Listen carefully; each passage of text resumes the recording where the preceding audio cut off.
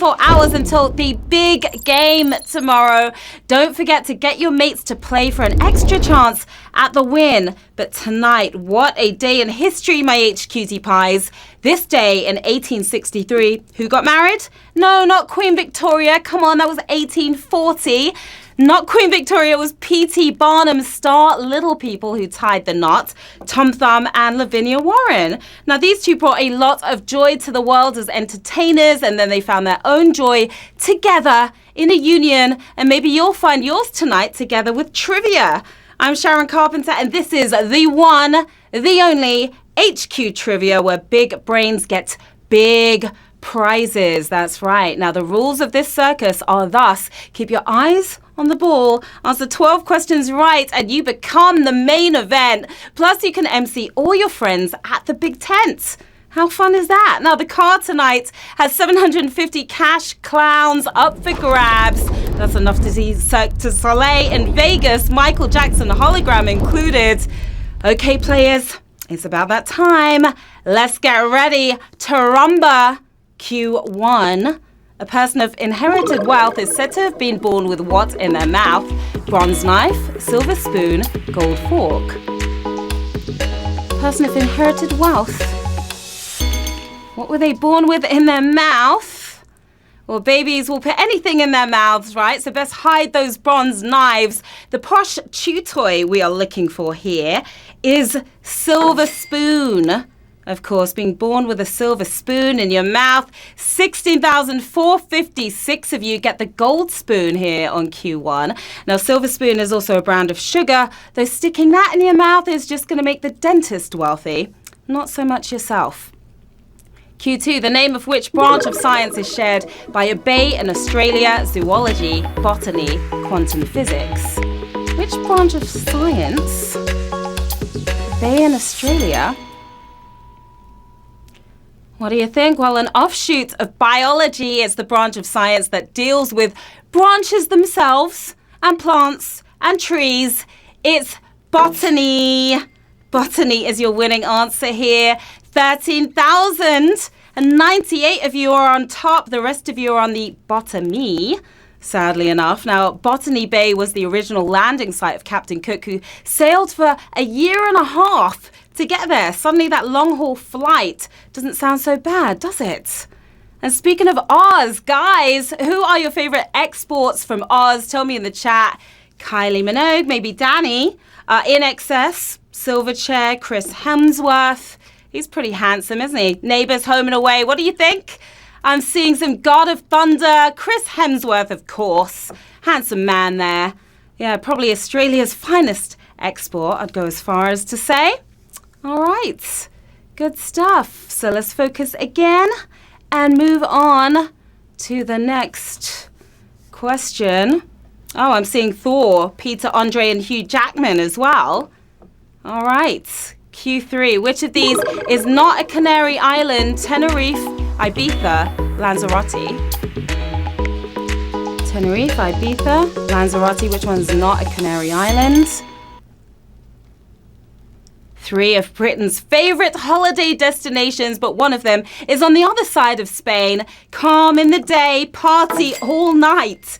Is Ibiza. Of course, 11,033 of you having your own private party for getting that one correct. Now, Tenerife boasts over 50 million tourists every year. Even at just a tenner each, that would mean 500 million quid in the bank. Not bad. Not bad at all. Question 4. Which actor played Mr. Darcy in the 1995 TV adaptation of Pride and Prejudice? Colin Firth, Jude Law, Benedict Cumberbatch. Mr. Darcy in Pride and Prejudice. Well, he rose out of the lake and into the limelight. He can be my aloof love interest any day. Is Mr. Colin Firth, of course. The king behind the King's Speech. Magnificent man right there. Now, the show's writer also wrote Bridget Jones' Diary, by the way, in which Firth played another character called Mr. Darcy. All right, 9,828 of you filled with pride, welling with pride for getting that one right. Yeah, so he played Mr. Darcy 2 times. Sounds like someone else had a crush on him. doesn't it? Question 5. Which of these vessels is not a warship? Ro-ro, corvette, cruiser. Not a warship. Which of these vessels, ro-ro, corvette, or cruiser? Well, you're more likely to ride it to Calais than ride it to war, the shorter name for a long-distance ferry. It's ro-ro. Nothing war sounding about that, right? 3,516 of you are moving on. The rest of you lost a huge amount of you guys right there. That was kind of brutal, wasn't it? Now, ro-ro stands for roll on, roll off, referencing how vehicles get on and off the ship. You, on the other hand, should probably just walk. That's my advice. Q6. Who was the first Spanish golfer to win one of golf's major tournaments? Survey Ballesteros, Jose Maria Olazabal, Sergio Garcia. Tongue twister there. Which one was it? Well, they all got there in the end, but he got there first, opening his trophy collection with a win at the Open is European golf legend, Survey Ballesteros. Of course, 2,267 of you got your own win here on Q6. Now, Open is not something my eyes are likely to be during this competition, consisting of 72 holes played over 2 days. Yeah, they're probably going to be closed. Halfway there, players, halfway there. Which of these figures was not born in India? Joanna Lumley, Engelbert Humperdinck, Michael McIntyre. Who was not born in India? 2 of them were, 1 of them wasn't. Well, India sent a spacecraft to Mars, but they didn't send one of these celebs out into the world. Born in London, funny man Michael McIntyre. Comedian extraordinaire, 1,646 of you have something to laugh at right there. Now, McIntyre has described himself as Pierce Brosnan with a mouthful of sweets. Now, that's a Bond movie I definitely want to see. All right, guys, I know you're really sorry to hear about Katy Perry, but she only dyed her hair. She is not dead. All right, please dry those eyes. She dyed her hair. She is alive and kicking and looking good, so calm down. Okay, question 8. What does Marie Kondo cite as a magical thing in the title of her life-changing book, Cheering Up, Tidying?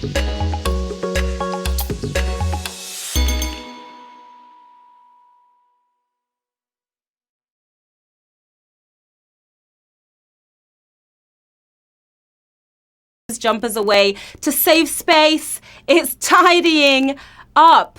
Yes, tidying up can actually be considered magical. Tidying up for the win. Now, the book has sold over 4 million copies since it was first published in 2011. That certainly means a tidy sum for Marie right there. 1,119 of you are cleaning up in this game. All right, you domesticated players. All right, who's left? If you're still playing, if you're still watching, tell me in the chat, what is the state of your flat or your house right now? Is it clean on this Saturday night or a right old mess? Thumbs up for clean, thumbs down for disaster area. What are you? You domesticated? Not so much. I have clothes all over my bedroom right now. Piles and piles and piles of clothes. Too many clothes, which is why I have a new dress to wear every day, twice a day. Who are nuts? Let me see. Whoa, really? That's a surprise. All clean? I doubt it very much. Somebody's bluffing out there, at least one of you. All right, moving on to Q9. Which of these rappers had an unsuccessful audition for a role in a Ridley Scott crime movie, 50 Cent, Common, Eminem? One of these rappers, they've all acted before.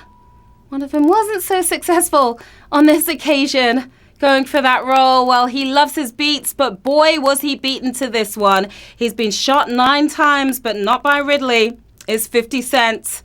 Curtis Jackson went for that role. Didn't get it, didn't make the cut. He shouldn't feel too bad, though, because the role of Huey Lucas in American Gangster eventually went to BAFTA winner Chiwetel Ejiofor. So good one there. 672 of you freestyling your way through the game. You knew it was Fitty. Yeah, all right. Here we go. Q10. Which of these is not a fish? John Dory, lumpsucker, pochard. One of these is not a fish. John Dory, lumpsucker, pochard. What do you think, guys? Well, they all love the water, but one of them floats above it. Ugly or not, it's the only duckling here. It's not ugly, actually. Pochard. They do have big orange heads, some of them, but they're pretty cute. 353 of you floating on to the penultimate round. Now, pochards migrate to the British Isles during the winter, which is probably seeming like a really bad idea about now. I think so. Question 11. Which of these was not a code name used in Reservoir Dogs? Mr. Black, Mr. Orange, Mr. White. Mr. Black, Mr. Orange, Mr. White. Which was not a code name used in Reservoir Dogs? Well, there was a Mr. Orange and there was a Mr. White. The subject matter, Tarantino's highest thriller, is dog.